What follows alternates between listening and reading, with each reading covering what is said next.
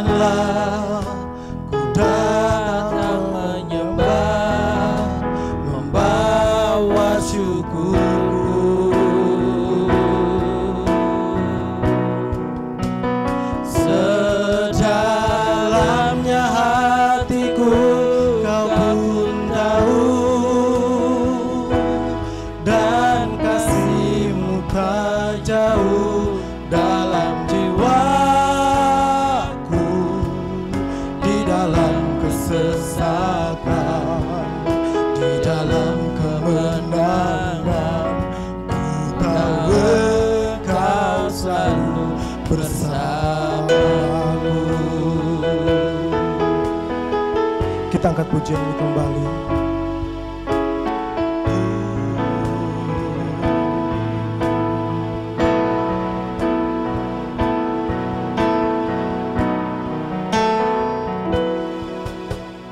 Hanya Kau tempat ku berlindung, hanya Kau laguku dan kekuatan.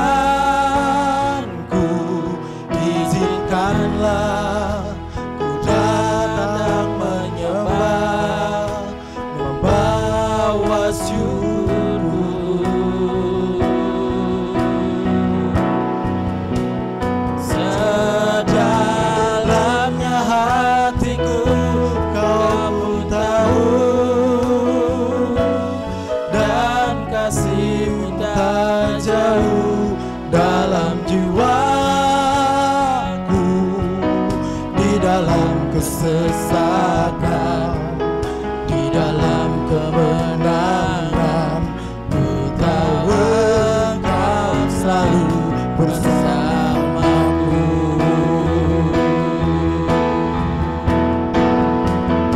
Sedalamnya hatiku Kau pun tahu,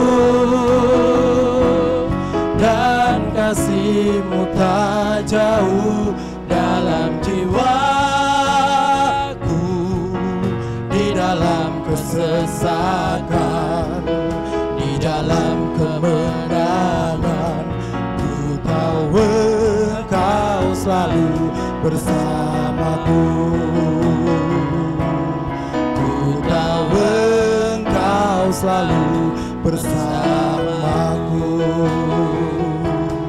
Ku tahu selalu bersamaku.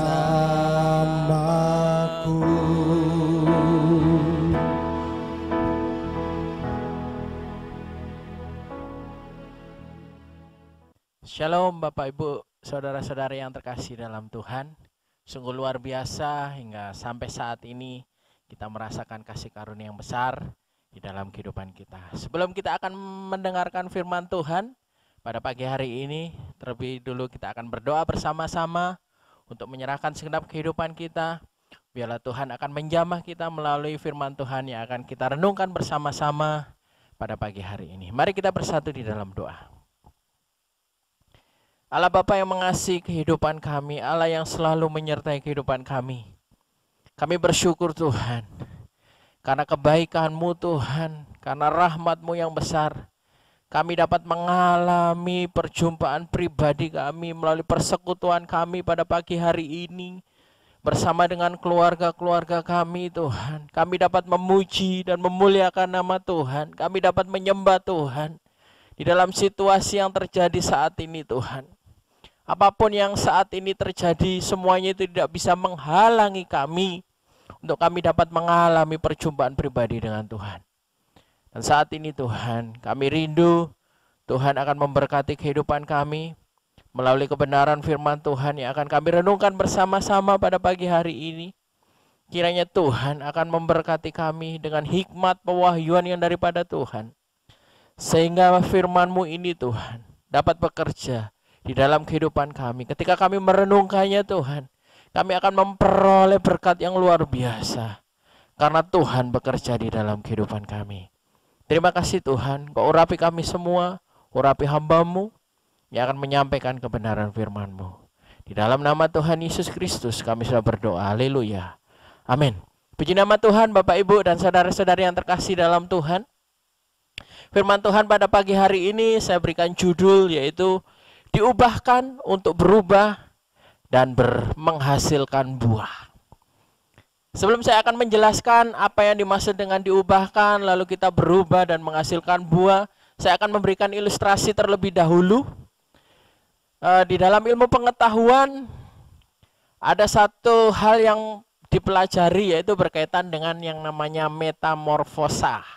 Ya, metamorfosa itu adalah sebuah perubahan yang terjadi pada hewan, di mana mereka mengalami perubahan baik yang sifatnya itu perubahan sempurna maupun yang tidak sempurna. Nah, salah satu contoh saya menggunakan ulat. Ya, ulat mungkin kita bisa lihat ulat. Kadangkala kita ada yang geli melihat ulat, ada yang jijik, bahkan ada yang takut melihat ulat. Tetapi tahukah Bapak Ibu dan saudara-saudari yang terkasih dalam Tuhan, ketika ulat mengalami perubahan, ulat yang tadinya membuat kita takut, mungkin membuat kita jijik, tetapi setelah dia mengalami perubahan, dia menjadi satu hewan yang cantik, menjadi satu hewan yang indah, yaitu menjadi seekor kupu-kupu yang menarik. Dan mungkin selama ini kita tidak paham akan hal itu, tapi inilah keadaan yang terjadi. Ulat melakukan satu perubahan yang menghasilkan perubahan yang baik. Nah, melalui ilustrasi ini, saya juga akan menggambarkan kehidupan kita sebagai orang-orang yang percaya kepada Tuhan. Sejatinya kita yang sudah diselamatkan di dalam Kristus, kita yang sudah mengalami yang namanya pertobatan di dalam Kristus.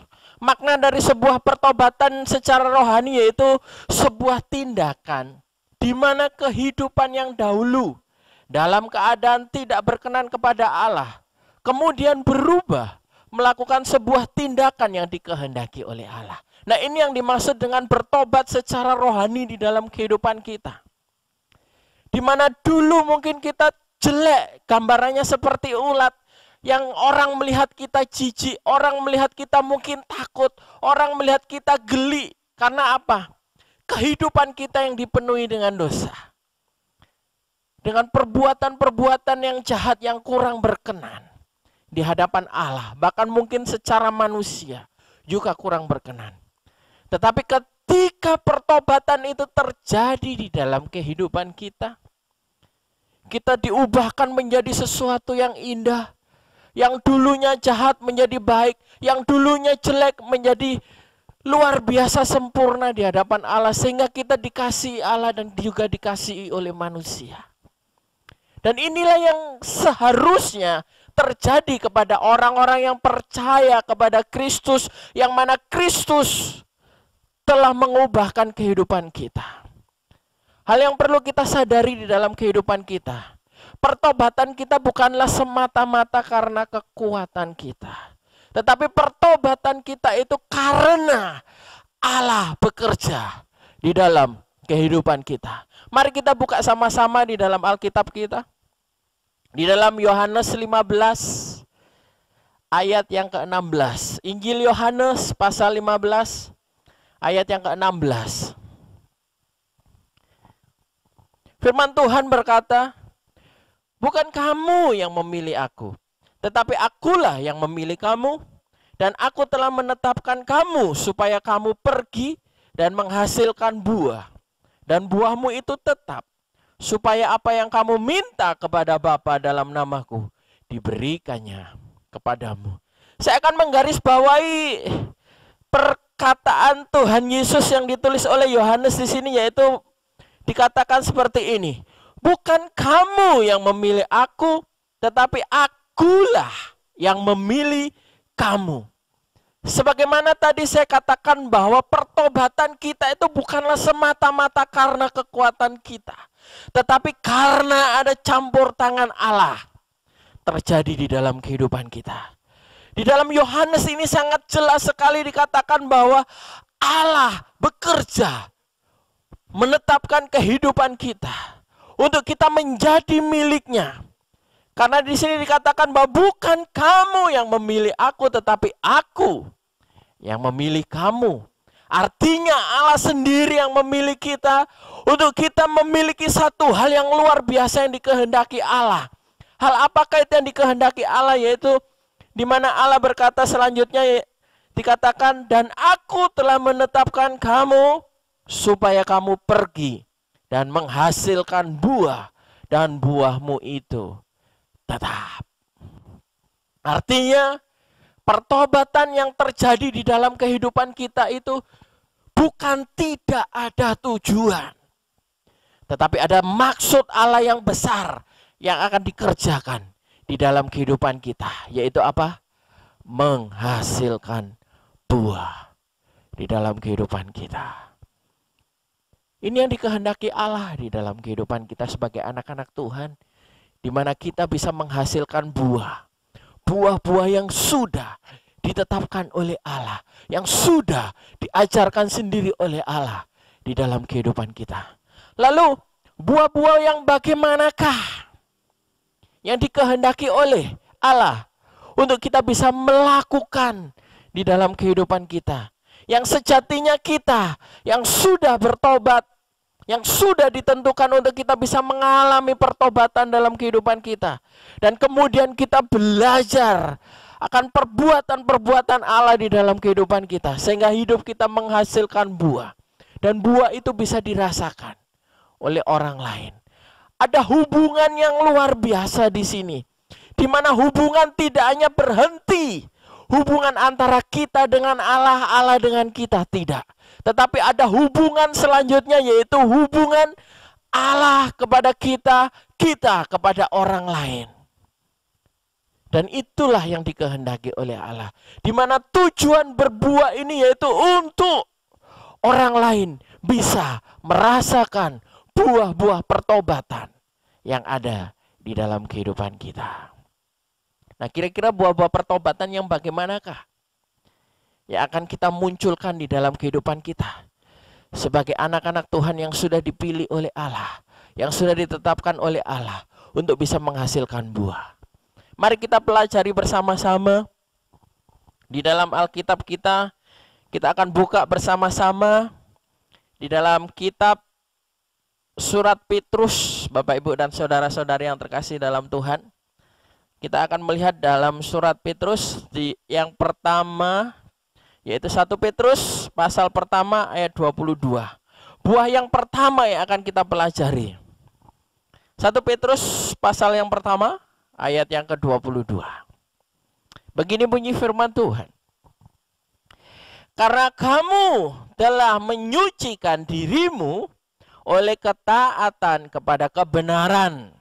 Sekali lagi saya ulang. Karena kamu telah menyucikan dirimu oleh ketaatan kepada kebenaran, sehingga kamu dapat mengamalkan kasih persaudaraan yang tulus ikhlas. Hendaklah kamu bersungguh-sungguh saling mengasihi dengan segenap hatimu.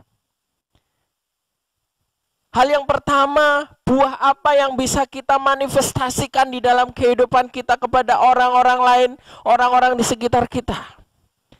Buah pertama yang bisa kita lakukan dari 1 Petrus pasal pertama ayat 22 ini yaitu dikatakan untuk kita saling mengasihi dengan tulus dan tiada henti. Kenapa saya katakan tiada henti? Di dalam terjemahan bahasa Inggris King James di situ dikatakan ada pernyataan yang menyatakan bahwa terus menerus selama-lamanya tiada henti. Nah, ini sangat penting di dalam kehidupan kita. Mengapa kita harus mengasihi dengan tulus dan terus menerus dengan tiada henti? Karena apa? Karena Kristus telah memilih kita, telah menyucikan diri kita, sehingga kita memperoleh pertobatan dan kita hidup di dalam ketaatan akan kebenaran itu. Sehingga kebenaran akan Kristus itu harus diamalkan. Tidak hanya berada di sini, di hati kita, tetapi harus diamalkan, dinyatakan kepada orang lain. Kasih Kristus itu harus nyata di dalam kehidupan kita. Tidak hanya kita berkata, aku mengasihi engkau Yesus, aku mengasihi engkau sebagai sahabatku, saudara-saudaraku. Tetapi di hati yang paling dalam kita berkata, awas engkau, nanti kalau ketemu, ini masih banyak orang. Nanti kalau nggak ada orang, kita akan selesaikan. Artinya apa? Mungkin secara mulut kita berkata kita mengasihi, tetapi dalam hati kita menyimpan dendam. Ini yang tidak dikehendaki oleh Allah. Mengasihi yang tulus, baik hati, pikiran, perasaan, dan juga perbuatan. Semua menampakkan kasih di dalam kehidupan kita. Dan tidak hanya berhenti ketika kita berkata kita mengasihi dia. Dan ketika kita tidak berkata kita tidak mengasihi dia, di situ sudah kasihnya hilang. Tidak. Tetapi kasih itu apapun yang terjadi, keadaan yang terjadi, situasi yang terjadi, segala sesuatu yang terjadi yang mempengaruhi kehidupan kita, mempengaruhi hubungan kita dengan orang tersebut, mempengaruhi hubungan kita dengan orang-orang di sekitar kita, kita tetap mengasihi. Amin. Ini yang dikehendaki oleh Kristus di dalam kehidupan kita. Di masa-masa yang sulit ini, banyak orang sedang mengalami krisis kasih. Banyak orang hanya berusaha untuk mementingkan diri sendiri. Mementingkan kondisi diri sendiri. Sehingga mereka lupa keadaan orang lain. Namun pagi hari ini kita belajar bersama-sama. Untuk kita bisa menerapkan kasih yang tulus di dalam kehidupan kita. Dan terus menerus diterapkan di dalam kehidupan kita. Meskipun orang tersebut kadangkala tidak mengenakan kehidupan kita. Dan ini yang dikehendaki oleh Kristus di dalam kehidupan kita. Apapun yang terjadi saat ini, janganlah sampai memadamkan kasih kita untuk kita bisa mengasihi orang lain dengan tulus dan terus menerus di dalam kehidupan kita. Amin. Itu hal yang pertama yang dapat kita pelajari tentang buah yang harus kita lakukan sebagai anak-anak Tuhan. Buah-buah yang kita hasilkan sehingga orang lain bisa merasakannya. Dan sekarang buah yang kedua masih tetap di dalam 1 Petrus pasal yang kedua ayat yang ke-9. 1 Petrus 2 ayat yang ke-9. Dikatakan seperti ini. Tetapi kamulah bangsa yang terpilih, imamat yang rajani, bangsa yang kudus, umat kepunyaan Allah sendiri, supaya kamu memberitakan perbuatan-perbuatan yang besar dari Dia yang telah memanggil kamu keluar dari kegelapan kepada terangnya yang ajaib.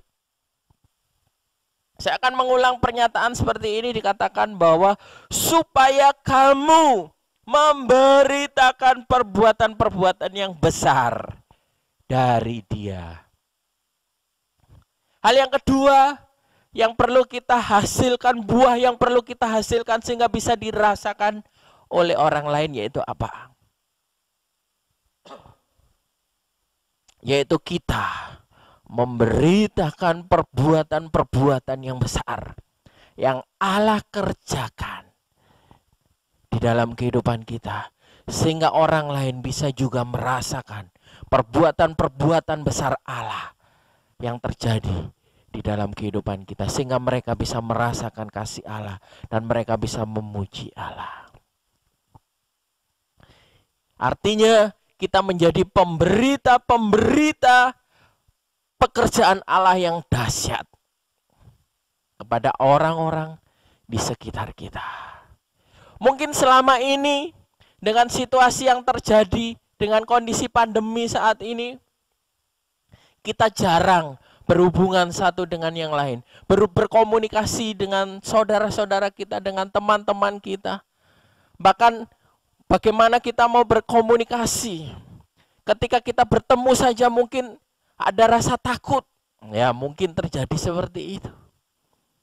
Tetapi saat ini di masa apapun, keadaan apapun, situasi yang terjadi saat ini, tidak ada yang bisa menghalangi untuk kita bisa memberitakan perbuatan-perbuatan Allah yang besar. Amin. Kenyataannya apa?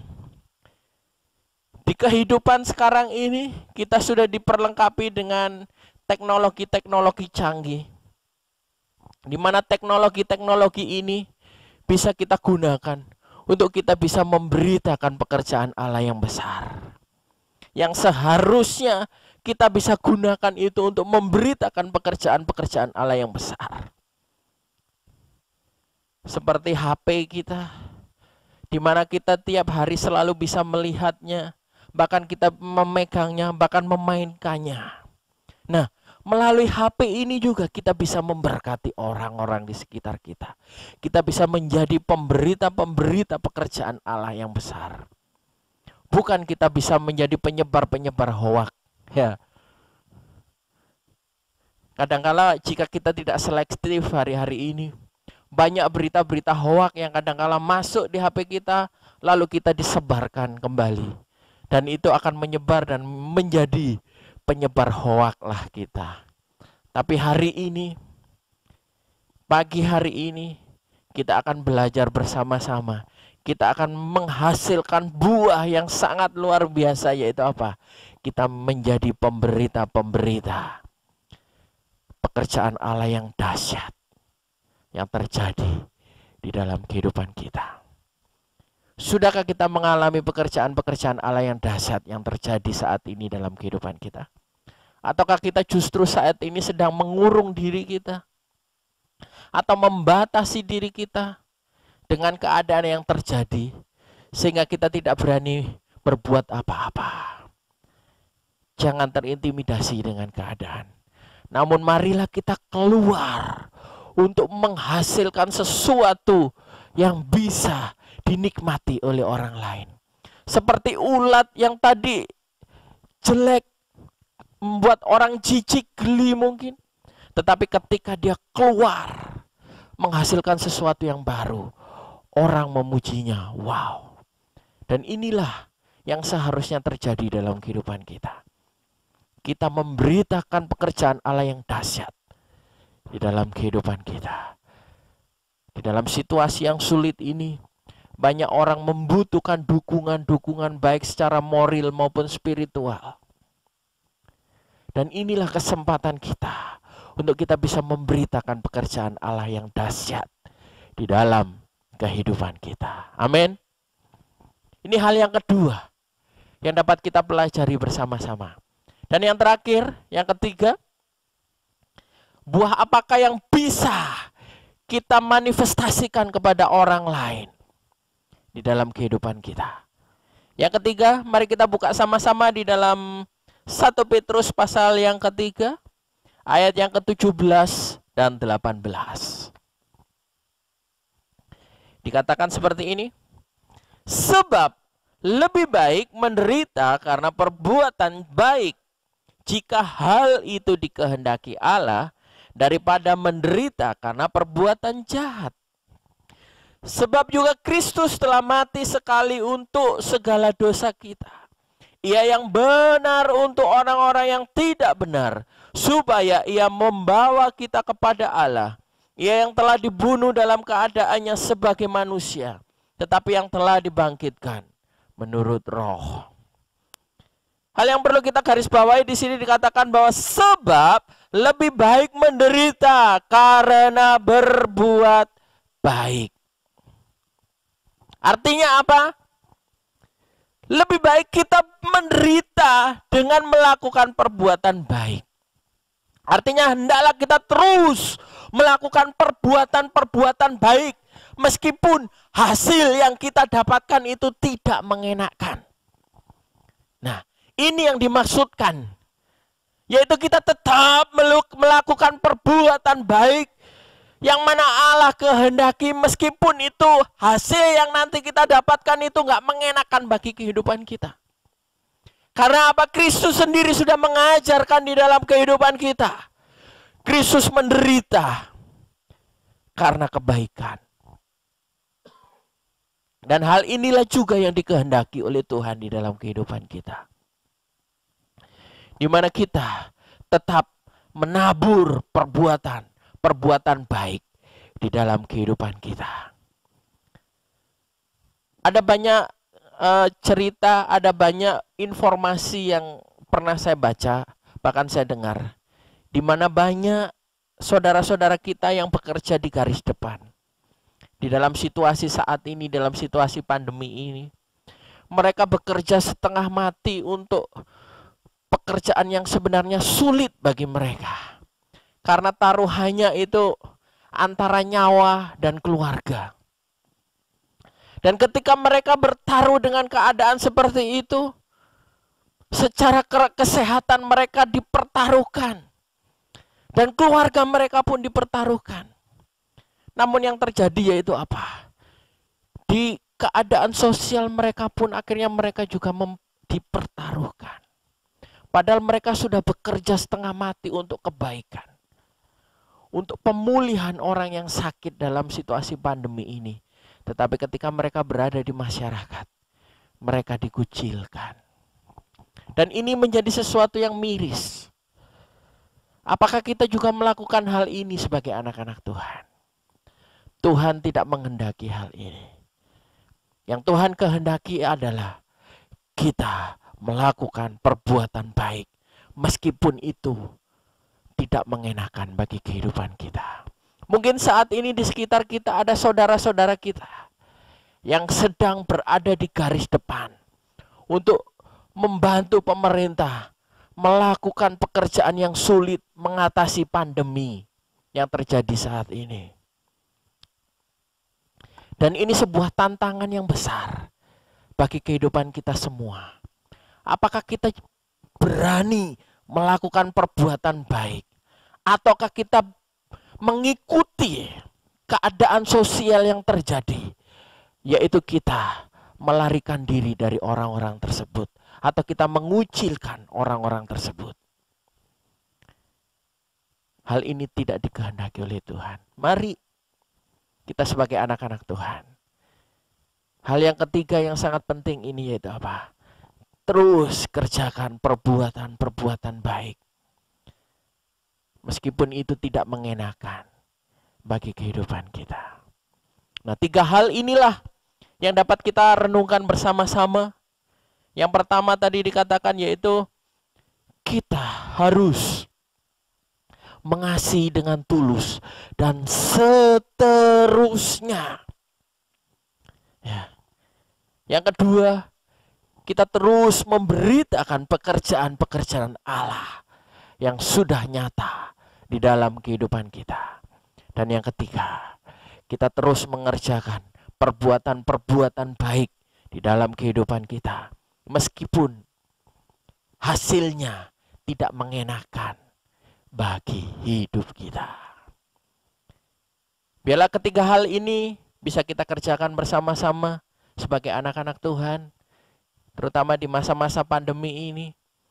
Dengan kekuatan Allah kita bisa melakukan segala sesuatunya. Dan dengan kekuatan Allah kita bisa mengerjakan kehendak Allah sehingga kita bisa menghasilkan buah di dalam kehidupan kita. Kiranya Tuhan Yesus memberkati kehidupan kita. Mari kita tunduk kepala bersama-sama dan kita akan berdoa. Kami bersyukur padamu Tuhan. Kami bersyukur padamu Bapa. Sebagaimana Engkau Tuhan sudah mengajarkan kami dengan kebenaran-kebenaran yang sejati yang sudah Engkau berikan dalam hidup kami. Kebenaran-kebenaran-Mu yang sudah memampukan kami sehingga kami bisa mengalami perubahan hidup yang dikehendaki oleh Allah di dalam kehidupan kami.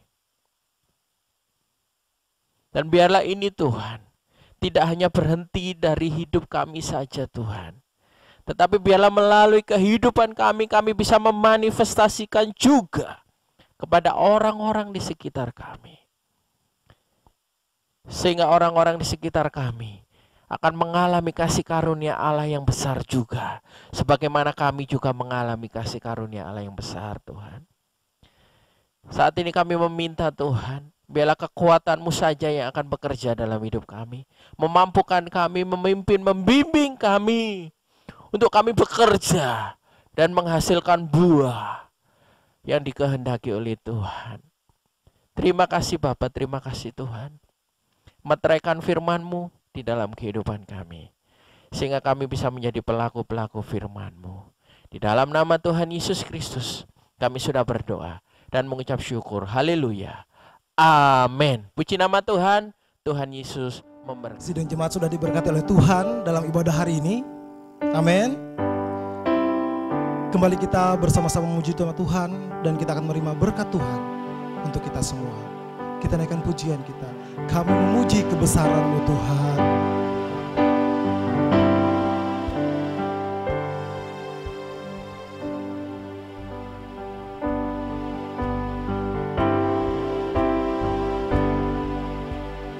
Kami memuji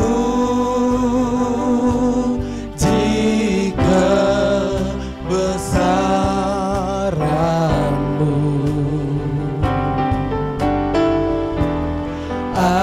Ajaib Tuhan, ajaib Tuhan, kami memuji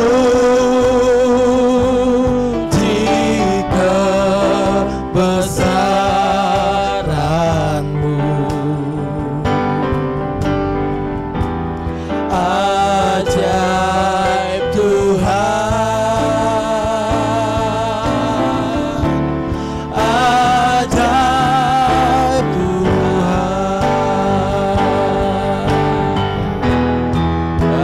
kami memuji kebesaran-Mu.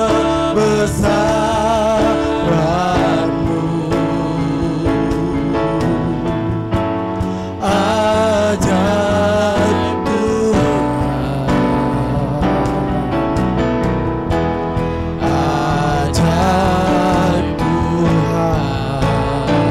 Tuhan, kami memuji kebesaran-Mu.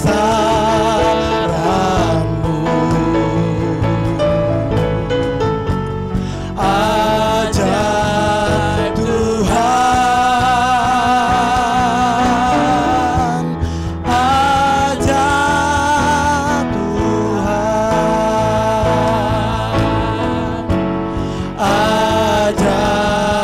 Tuhan,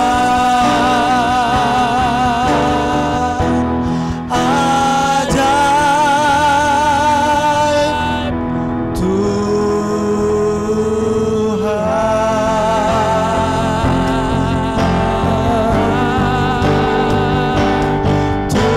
Tuhan,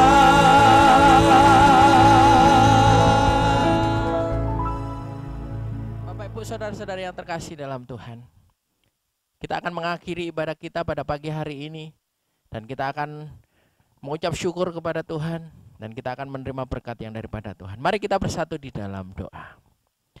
Kami bersyukur padamu Tuhan buat kesempatan yang sudah Engkau berikan dalam hidup kami.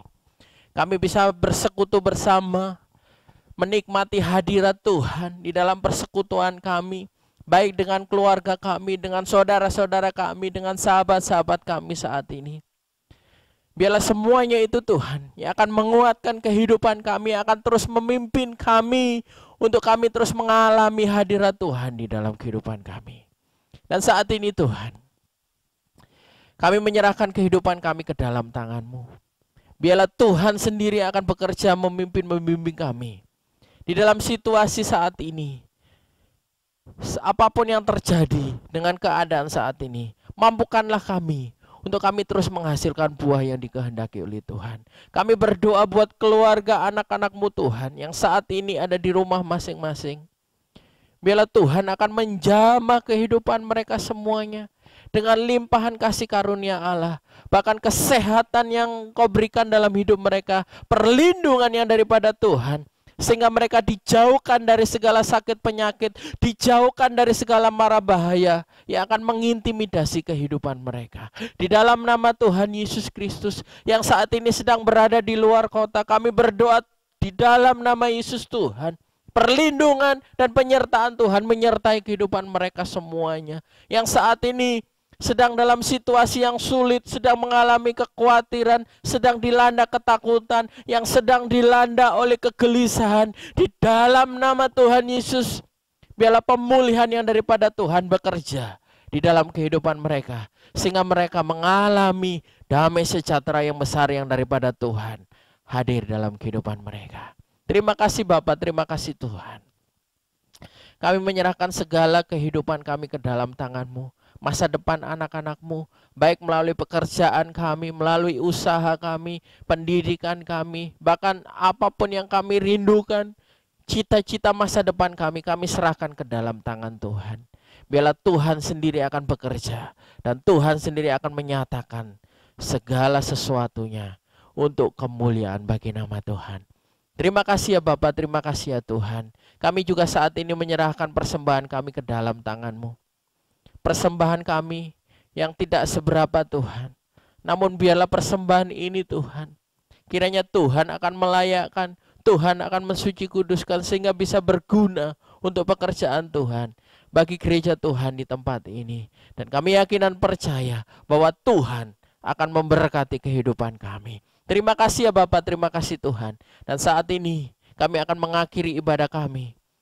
Namun sebelum kami akan menerima berkat yang daripada Tuhan, kami bersama-sama akan menaikkan doa sebagaimana Tuhan telah mengajarkan kami. Mari kita akan berdoa bersama-sama doa Bapa kami. Bapa kami yang bertahta di dalam kerajaan surga, dikuduskanlah nama-Mu. Datanglah kerajaan-Mu, jadilah kehendak-Mu di bumi seperti di surga. Berikanlah kami pada hari ini makanan kami yang secukupnya, dan ampunilah kami akan kesalahan kami sebagaimana Engkau mengampuni orang-orang yang bersalah kepada kami. Dan janganlah membawa kami ke dalam pencobaan, tetapi lepaskanlah kami daripada yang jahat. Karena Engkau-lah yang mempunyai kerajaan dan kuasa dan kemuliaan sampai selama-lamanya. Mari kita akan angkat tangan kita di hadapan Tuhan, dan kita akan menerima berkat yang daripada Tuhan yang tidak pernah berkesudahan di dalam kehidupan kita. Haleluya, haleluya. Oleh karena kesetiaan-Mu dan oleh karena kasih-Mu kepada Tuhan, kiranya berkat damai sejahtera yang daripada Allah Bapa dan cinta kasih daripada putranya yang tunggal Tuhan Yesus Kristus dan penghiburan daripada Allah Roh Kudus akan terus menaungi kehidupan kita, memimpin, membimbing kehidupan kita mulai pagi hari ini hingga sampai kekal selama-lamanya. Sampai Maranatha, Yesus datang kedua kali untuk menjemput kehidupan kita semua masuk ke dalam kerajaannya yang kekal yang sudah disediakan bagi kita semua. Mari semua yang percaya katakan bersama-sama, amin. Puji nama Tuhan, Tuhan Yesus memberkati.